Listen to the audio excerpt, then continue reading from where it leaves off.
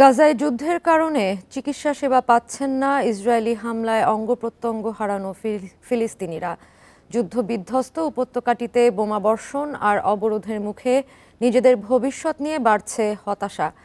গাজায় হামলায় নতুন করে পঙ্গু হওয়া ৪,৫০০ ফিলিস্তিনির কৃত্রিম অঙ্গ প্রয়োজন বলে জানিয়েছে জাতিসংঘের মানবিক সংস্থা OCHA।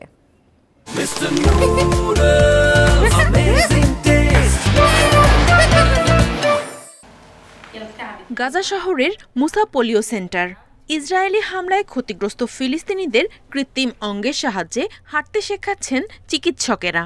আন্তর্জাতিক রেড ক্রস কমিটির সহায়তায় এই কাজ পরিচালনা করছেন সেন্টারটির প্রতিষ্ঠাতা আহমেদ মুসা।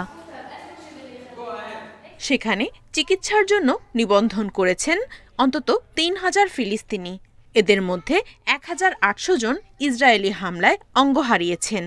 তাদেরই একজন ৭ বছর বয়সী সাজা হামদান। গেল বছর বাবার সঙ্গে বাড়ির বাইরে হাঁটার সময় ইসরায়েলি সেনাদের গুলিতে একটি পা হারায় শিশুটি। এর মধ্যে দুবার অস্ত্রোপচার হয়েছে, কিন্তু সংক্রমণ বাড়তে থাকায় শেষ পর্যন্ত তা কেটে ফেলতে বাধ্য হন চিকিৎসকেরা। অন্যান্য শিশুদের মতো হামদানও ভ্রমণ করতে খুব পছন্দ করে, তবে এখন তার জীবন অনেক কঠিন হয়ে গেছে। লাঠি দিয়ে হাঁটতে ওর অনেক কষ্ট হয়।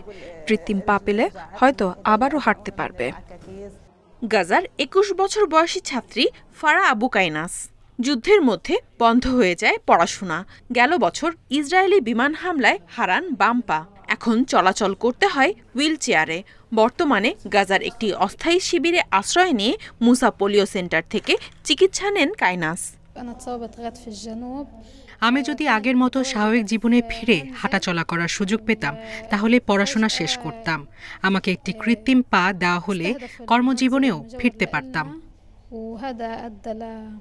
ফিলিস্তিনি পরিসংখ্যান ব্যুরোর এপ্রিল মাসের হিসাব বলছে গাজায় যুদ্ধে এ পর্যন্ত আহত হয়েছে অন্তত ৭,০০০ শিশু। এদিকে ইসরায়েলি অবরোধের কারণে অঙ্গ-প্রত্যঙ্গ হারানো হাজারো ফিলিস্তিনির কৃত্রিম অঙ্গ স্থাপন বড় চ্যালেঞ্জ হয়ে দাঁড়িয়েছে বলে জানায় রেড ক্রস ও OCHA। Nadia Tabassum, independent news.